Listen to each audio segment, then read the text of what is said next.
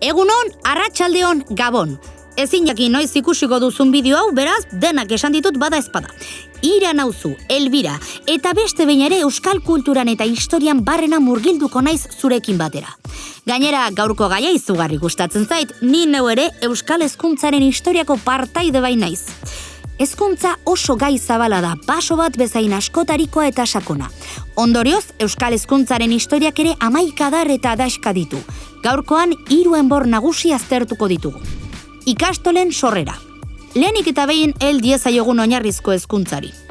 Frantziako iraultzaren ostean, hezkuntza haur guztiei bermatu beharreko eskubidetzat jo zuten Europan, eta hezkuntza sistemak osatzeari eta sendotzeari ekin zioten. 19. eta 20. mendeetan, estatu bakoitzeko hezkuntza molde nagusi eta bakarra zegoen mendebaldeko eskoletan. Horrek esan nahi du garai hartan, Euskal Herriko eskoletan gaztelaniaz eta frantsesez irakasten zutela. Izan ere gogoan izan, Euskal Herria 2 estaturen artean zatituta dago, eta beraz, mendebaldeko marko historikoaren baitan egonik ere, Frantziar estatuan edo Espainiar estatuan araututakoaren araberakoa da Euskal hezkuntza sistema. Errazaga ulertzeko azter ditzagun zein bere aldetik. 20. mendearen hasieran, hegoaldean mugimendu abertzaleak indarra hartu zuen, eta hezkuntza euskaraz eskaintzeko saiakerak egin zituzten esaterako Donostian 1914an. Saiakerak egin genituen esan beharko nuke, izan ere nik neuk lehenengo ikastoletako bat sortu nuen 2. Errepublikaren garaian Donostiako Ikatz kalean. Esan dizuet historiaren parte nintzela? Errepublika garaian pedagogia berritzaileak ibili genituen. Montessori ez da gaur egungo kontua izue, eta ez genuen Instagrameko iragarkitako joko eta altzari moñoñorik. Gerra zibilak ordea zapuztu zituen gure asmo pedagogiko berritzaile horiek, eta zapaldu egin zuen euskal hizkuntza eta kultura pizteko eta irakasteko ekimen oro. Diktaduraren lehenengo urteetan, hezkuntza sistema frankistari men egitea beste aukerarik etzen izan. 1960ko hamarkadan aldiz, euskal hizkuntza eta kulturaren aldeko mugimendu zabala ernatu zen, eta irakaskuntzari bultzada eman nahi izan genion transmisio egiteko modu nagusia zelakoan. Hala, lehenengo ikastolak klandestinitatean sortu ziren, lokal hutsetan naiz gurasoen etxeetan, gurasoen ekimenez eta haiek finantzatuta. Erdiko klaseak bultzatutako proiektua izan zenez, hirietan sortu ziren ikastola gehienak. Lehenengo ikastola 1965an legeztatu zuten Bilbon, eta beste hainbat etorri ziren atzetik. Esaterako, beste irakasle batzuekin batera zabaldu genuen Horixe ikastola Donostian 1968an. Militantzia izan zen lehenengo ikastola horien zuterria. Gurasoek 11 ekimen eta jai antolatu zituzten finantzatzeko, material ugari sortu behar izan zuten hutsetik, eta euskal ikuspegiak eta pedagogia berriak ardaztutako hezkuntzaren alde egin zuten. Horrez gain, irakasle eskolak ere sortu ziren. Diktaduraren ondarretan modan jarri zen ikastolen mugimendua, eta Franco hil ondoren asmo euskaltzalea nabarmena zitzen. Ikastolen sorrerarekin hasi gara, baina euskaraz ikasteko eskubidearen alde antolatu ziren milaka gurasok lortu zuten sare publikoan ere euskaraz ikasi ahal izatea, eta 1983tik aurrera 3 eredu ezarri ziren. A, B eta D ereduak.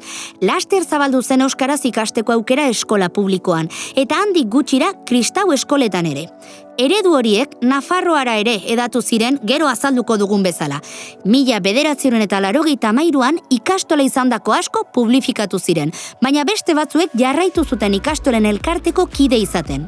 Eskola sare guztietan txikitatik euskaraz ikasteko aukera dago gutxienez, Euskal Autonomia Erkidegoan. Gaur egun, haur eskolatik unibertsitatera arte ikas daiteke euskaraz. Honaino iritsita, esan beharra dugu iparraldean naiz Nafarroan bestelako egoera dela. Badakizue lurraldetasunaren dramak eta buru hausteak. Iparraldean euskaraz ikasteko eskubidea ez dago bermatuta egun, eta beraz, sehaska elkarteak oraindik ere lan izugarria egiten du euskarazko hezkuntzaren alde. Herri urratsen taloak saltzea ez da nahikoa. Horrez gain, ondo antolatuta daude iparraldean eta baxo euskaraz edo azterketak euskaraz mugimenduak dira horren erakusle.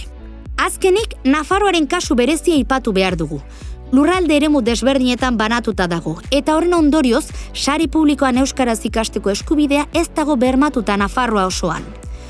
Inork ez zigun esan, euskaldun izatea zeinek ezadan.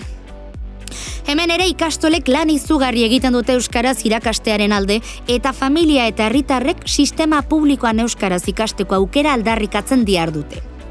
Tira, agian gehiagi luzatu naiz ikastolez eta eredu publikoa zizketan. Heldi ezaiogun goi mailako hezkuntzari. Unibertsitate sarea. Gaur egun hainbat dira euskarazko ikasketak eskaintzen dituzten unibertsitateak eta berehala aipatuko dizkizuet denak. Unibertsitate sare hori 20. mendean zehar ernatu eta indartu da, baina ez zen ezerezetik sortu. Hainbat aurrekari izan ziren. Oñatiko unibertsitatea da Euskal Herriko zaharrena, gure jatorrizko Hogwarts. 1540an sortu zen eta haren atzetik heldu ziren beste guztiak. 1818an sortu da adibidez Bilboko Merkataritza Eskola. Franco hil ostera arte baina, ez zen Euskal Unibertsitate publikorik izan gurean. 1973an, Udako Euskal Unibertsitatea sortu zen Doniban Eloitzunen Euskal Unibertsitatearen sorrera bultzatzeko helburuarekin, eta garai hartan utopia zena lortzeko asmoz ekin zion goi mailako ikastaroak eta mintegiak antolatzeari.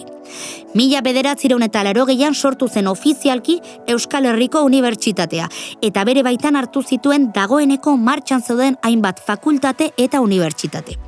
Deustuko unibertsitateak bere bide propio egin du. Jesu Lagunen ekimenez sortu zen 1886an eta 1975etik aurrera hasi zen euskalduntzen, Euskal Kultur Mintegiaren sorrerarekin. Baionako eta Euskal Herriko Institutu Unibertsitario Teknologikoa berriz 1985ean sortu zen eta euskal ikasketak egiteko aukera eskaintzen du. Nafarroako Unibertsitate Publikoari dagokionez, 1987an sortu zen, baina oraindik ere ikasketen 10% baino ezin da euskaraz egin. Azkenik, Mondragon Unibertsitatea dugu. Kooperatibe mugimendutik sortu zen 1987an eta barnebildu zituen Mondragon Goi Eskola Politeknikoa, ETO eta Eskoriatzako irakasle eskola. Eta amaitzeko, gure lehen unibertsitatera itzuli beharrean gaude. 50 urte bete dituen honetan, UEU aurrendaria izan da online masterrak eskaintzen.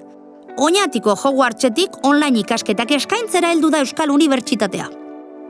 Hezkuntza hitz formala eta euskara. Divertimenduz amai dezagun aizue. Eskolatz eta unibertsitateaz luze hitz egin dizuet, baina diktaduraren garaian eta haren ostean ere, aisialdi euskaraz egiteko aukerek izugarrizko garrantzia izan zuten transmisiorako eta euskarazko harreman informalak sendotzeko. Ziur zuek ere badakizuela udalekuetako kanturen bat? Ea, abestu dezala baten batek.